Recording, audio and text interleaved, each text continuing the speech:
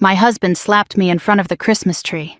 For 1 second, the whole room went so quiet I could hear the little glass angel ornament tapping against a branch behind me.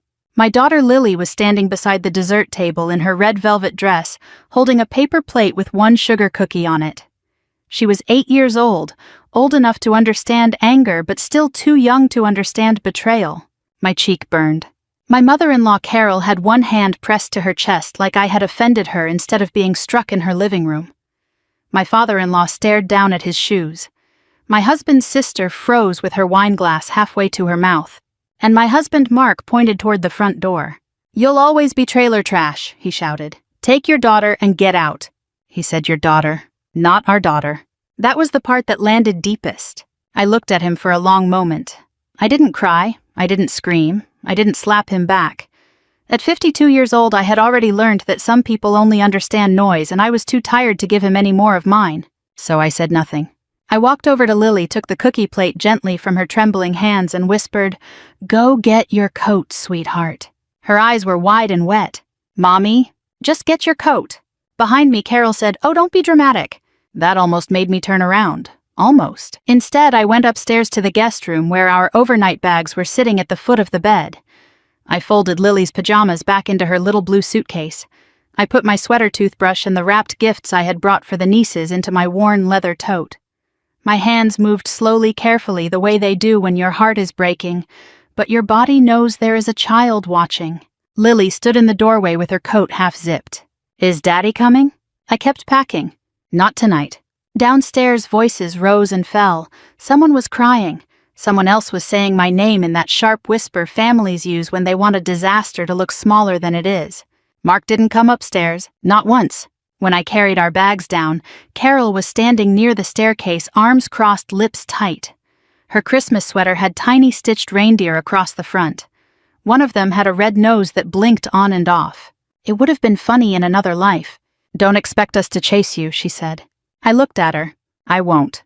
Then I opened the front door and stepped out into the cold December night with my daughter beside me. Snow wasn't falling, but the air smelled like it might.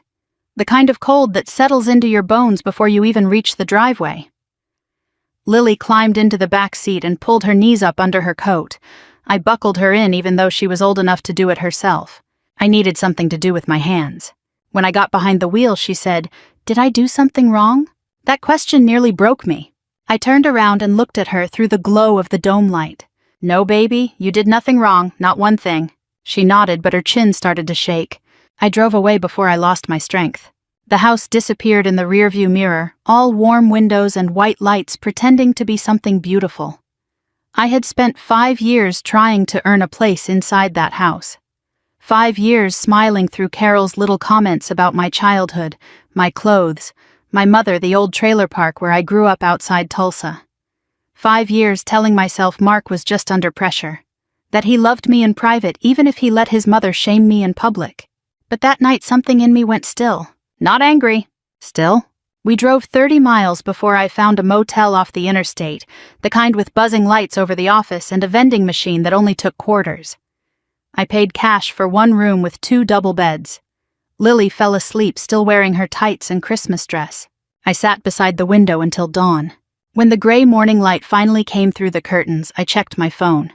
There were 35 missed calls from Carol. The phone kept vibrating in my hand. I stared at Carol's name, filling the screen again and again. 35 missed calls. No voicemail. No text. Just call after call after call. I turned the phone face down on the motel nightstand. Lily was still asleep, one arm wrapped around the faded brown teddy bear she refused to leave home without. Her blonde hair was spread across the pillow, and for a few peaceful seconds she looked like she hadn't spent Christmas Eve watching her father strike her mother. I quietly stepped outside with a cup of burnt motel coffee. The parking lot was almost empty. A pickup truck idled near the office while an older couple loaded suitcases into the back seat of their Buick. Somewhere nearby, church bells rang for Christmas morning. I should have felt heartbroken. Instead, I felt strangely calm. Sometimes peace doesn't arrive when life gets better. Sometimes it arrives the moment you stop fighting a battle you've already lost. That was exactly how I felt. 5 years earlier, I had never imagined my marriage would end in a roadside motel on Christmas morning. When Mark and I met, neither of us had much money. We met at a charity fundraiser organized by our church. I wasn't one of the guests. I was helping serve dinner alongside my mother because the church had promised a small donation to the local food pantry where we both volunteered. Mark stayed afterward to help fold tables. We spent nearly an hour talking. He asked about my family. I told him the truth. My mom raised me by herself. Was it hard? Most days. And your dad? I've never met him. He never looked uncomfortable. He never pitied me. Instead, he smiled. You've done pretty well for yourself. That sentence stayed with me. For the first time in years, I felt seen instead of judged. Back then, he admired everything that would later embarrass him. He loved that I could repair a leaking faucet without calling a plumber. He laughed when I told stories about growing up in a trailer park outside Tulsa. He said my mother was one of the strongest women he'd ever met. Even Carol seemed welcoming at first. She hugged me the day Mark proposed. She baked my favorite pecan pie. She called me sweetheart. Looking back now, I realize something. She liked me when she thought I would stay grateful. The problems didn't begin until after Mark's construction company started making real money. It happened slowly. First came the expensive neighborhood, then the country club, then the new friends, then the conversations I wasn't quite polished enough for. Carol started correcting little things. You don't serve salad with that fork. You really should pronounce it this way. Oh, that's probably how your mother did it. She always smiled while saying it, always politely. Just enough that if I reacted, I looked overly sensitive. Mark never defended me. Later, he'd squeeze my hand and whisper, "She's old-fashioned," or "Don't let it bother you," or my least favorite, "You know how Mom is." Yes, eventually I did. She never yelled. She never cursed. She simply reminded me one tiny comment at a time that I didn't belong. Our daughter changed everything. The day Lily was born, I believed our family had finally become stronger than Carol's opinions. For a while it seemed true. Mark became a wonderful father. He rocked Lily to sleep. He built her dollhouse himself. He cried the first time she called him Daddy. But as Lily grew older, his mother's influence quietly returned. Whenever Lily and I visited my own mother, Carol had something to say. That trailer park isn't exactly the best environment. My granddaughter deserves better. It isn't healthy exposing her to that lifestyle. She never said poor. She never had to. One summer afternoon, Lily came home from Carol's house and asked me something I will never forget. "Mom." "Yes." "Are we poor people?" I looked at her little face and felt my stomach tighten. "Why would you ask that?" "Grandma Carol said some families work hard to leave places like yours." I smiled so she wouldn't see my heart breaking. Then I told her the truth. "We may not have had much money when I was little, but your grandma worked harder than anyone I've ever known. You never judge a person by where they started." Lily nodded. Children believe the parent who makes them feel safest. Adults often don't. I should have recognized the warning signs long before Christmas. Mark had started agreeing with his mother. Not openly. Just little things. Maybe we shouldn't visit your mom so often. Maybe Lily doesn't need to hear those stories. Maybe it's time to move on from that part of your life. Move on. As if loving the woman who sacrificed everything for me was something to outgrow. The argument on Christmas Eve hadn't started because of politics, money, or gifts. It started because Lily proudly showed everyone the handmade Christmas ornament my mother had helped her paint the weekend before. Carol looked at it for only a second before saying quietly, "Some people never escape where they come from." I finally answered. And everything changed. The words stayed with me all night. Some people never escape where they come from. Carol had said them with a pleasant smile, the kind she always wore when she wanted everyone else in the room to think she was simply making conversation. Lily had been sitting beside me, proudly holding the Christmas ornament she had painted with my mother only 3 days earlier. It wasn't perfect. The red paint had bled into the white snowflakes and the glitter had settled unevenly. I thought it was beautiful. Carol looked at it like it belonged in the trash. "Oh," she had said lightly, "that's charming." Lily smiled. "Grandma helped me paint it." Carol's smile faded just enough for me to notice. "You mean your other grandmother?" "Yes." Carol took a sip of wine before saying, "Some people never escape where they come from." The room grew quiet. She wasn't talking about an ornament. She was talking about my mother. About me. Maybe even about Lily. For 5 years I had swallowed comments like that. Not anymore. I looked directly at her. "My mother may have lived in a trailer," I said calmly, "but she never judged people by their bank account." The sentence wasn't loud. It wasn't cruel. It was simply true. Carol's face stiffened. "What exactly is that supposed to mean?" "It means character isn't measured by zip code." Mark set down his fork. "Emily." I ignored him. Carol laughed softly. "I've only ever wanted better for my son." And somehow, I replied, that always requires reminding me where I grew up. I think you're imagining things. No. I shook my head. I've spent years pretending I was. The dining room became painfully silent. Even Lily stopped eating. Carol leaned back in her chair. If you're still so sensitive after all these years, perhaps that's your problem. No, I answered. My problem has been confusing silence with peace. Mark suddenly pushed his chair back. The scraping sound echoed across the hardwood floor. That's enough. I turned toward him. I agree. I expected him to calm his mother.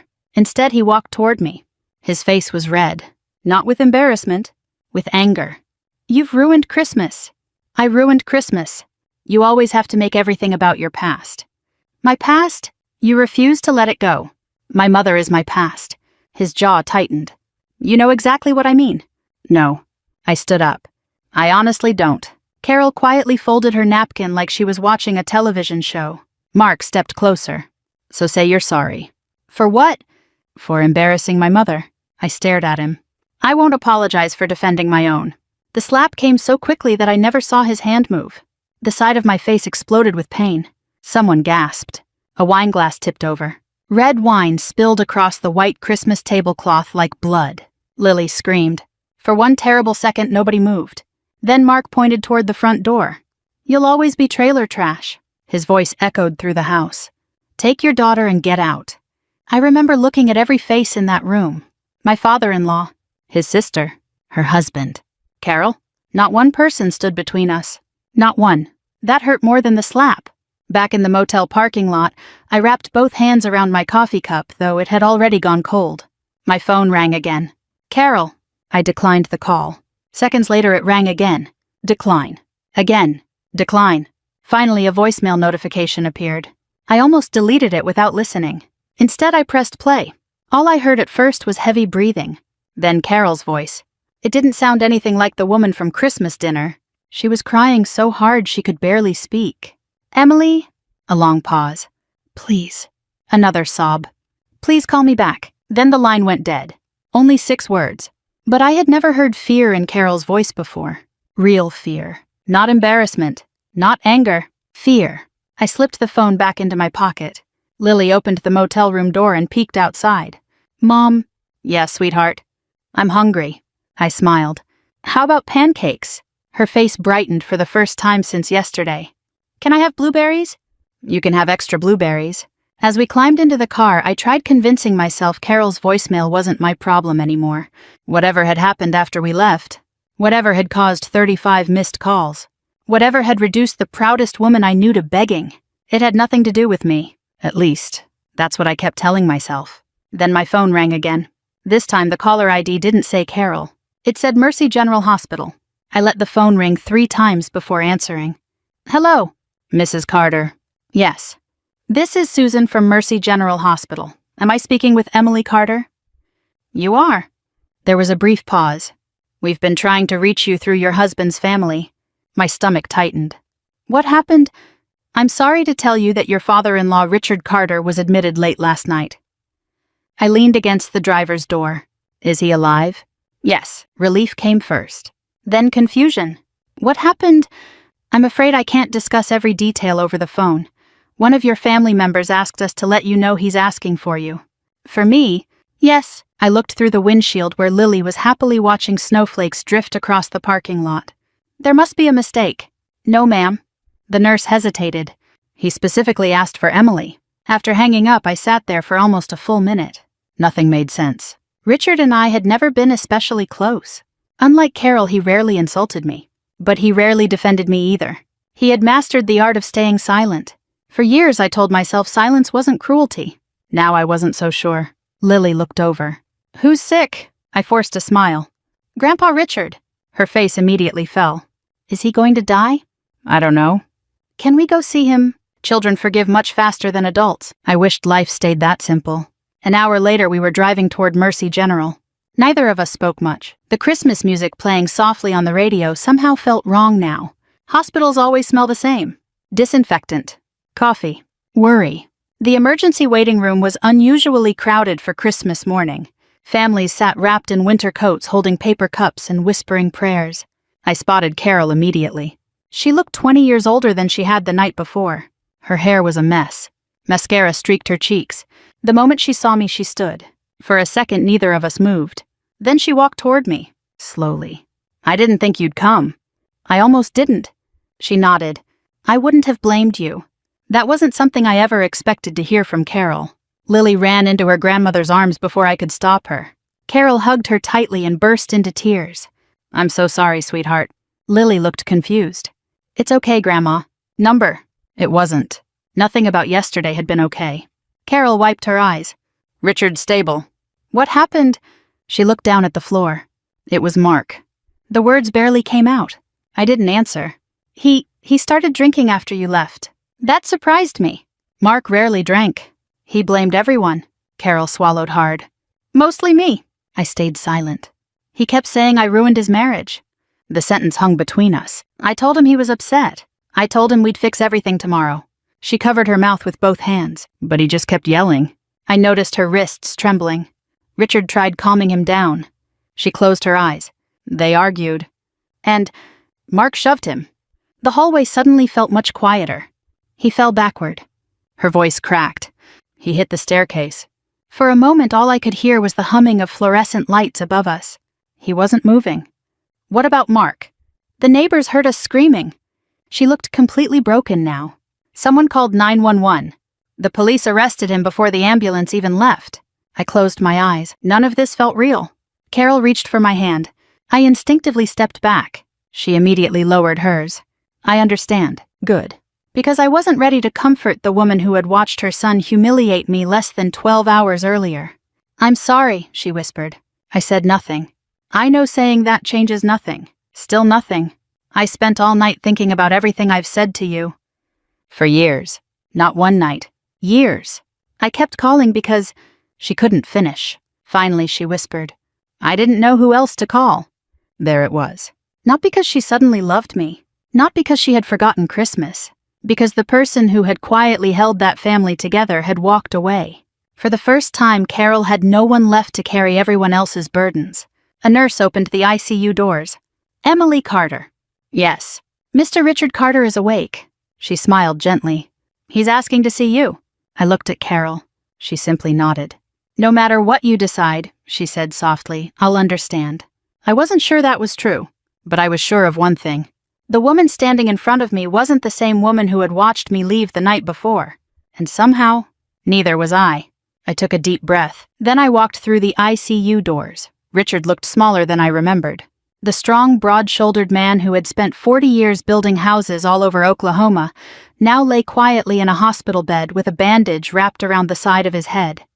His left arm rested in a sling, and machines softly beeped beside him. When he saw me, his tired eyes filled with relief. "You came." I pulled a chair closer to the bed. "I almost didn't." He nodded slowly. "I know." For a moment, neither of us spoke. Outside the room, I could hear nurses changing shifts and carts rolling down the hallway. Christmas decorations hung from the ceiling, little paper snowflakes that somehow made the hospital feel even sadder. Finally, Richard cleared his throat. "I owe you an apology." I waited. "For yesterday." Another pause. "For a lot more than yesterday." His voice was weak, but every word sounded carefully chosen. "I watched Carol pick at you for years." He looked toward the window. "I told myself it wasn't my business." He swallowed. "I watched Mark become more like her every year." His eyes met mine again, and I stayed quiet. I felt something loosen inside me. Not forgiveness. Understanding. There was a difference. I kept telling myself that staying out of it kept the peace. He continued. "But silence doesn't keep peace." He looked away. "It protects the wrong people." Neither of us spoke for several seconds. Then he whispered something I never expected to hear. "When Mark hit you?" His eyes filled with tears. I should have stood up. "You should have." "I know. I've spent my whole life teaching him to take responsibility for his actions." A bitter smile crossed his face. Then yesterday I realized I'd never taken responsibility for mine. The room fell quiet again. Finally, I asked the question that had been sitting in my heart since Christmas dinner. "Did you know how she treated me?" He closed his eyes. I knew enough. Enough. That one word hurt almost as much as the slap. A gentle knock interrupted us.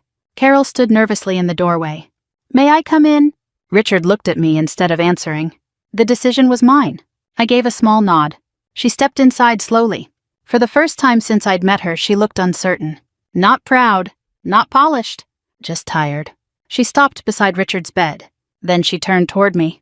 "I don't expect you to forgive me." I said nothing. I spent years believing that money proved character. Her voice trembled. "I thought I was protecting my son." She looked down at her wedding ring. "The truth is, I taught him to measure people the way I measured them."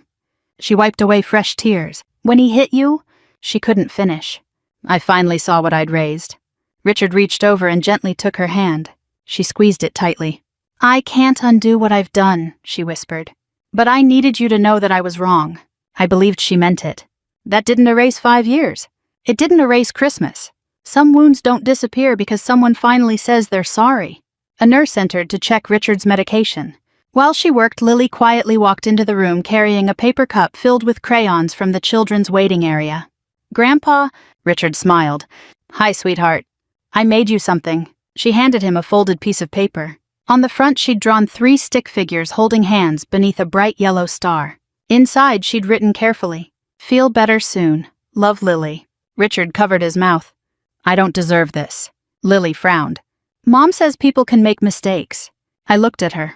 "I also told you they have to fix them." She smiled. "Then Grandpa can fix his." Children really do make complicated things simple. Later that afternoon, I walked outside alone. The air was cold, but the snow had finally begun to fall. Tiny white flakes landed on my coat and disappeared almost instantly. Carol followed a few minutes later. I spoke with the attorney. I looked at her. "I won't ask you to stay married to Mark." She took a deep breath. "He has to face what he's done." I nodded. "I've already decided." She seemed surprised. "The divorce papers, I'll sign them." There was no anger left in my voice, only certainty. Some marriages end because people stop loving each other. Mine ended because respect disappeared. And without respect, love has nowhere left to live. The divorce became final 8 months later. Mark wrote several letters asking to meet. I never answered. Some apologies arrived too late. Richard recovered slowly. Carol visited him every day. Sometimes Lily and I stopped by too. Not because the past had disappeared, but because bitterness was not the inheritance I wanted to leave my daughter. Last Christmas, Lily hung that same handmade ornament on our own tree. The glitter was still uneven. The paint was still smudged. She smiled and said, "It's still my favorite." Mine too. Because it reminds me that where you begin never determines where your story ends. If this story touched you or reminded you of someone who quietly chose dignity over anger, I'd love to hear your thoughts in the comments. And if you enjoy stories about resilience, family, and second chances, I hope you'll subscribe and join me for the next one.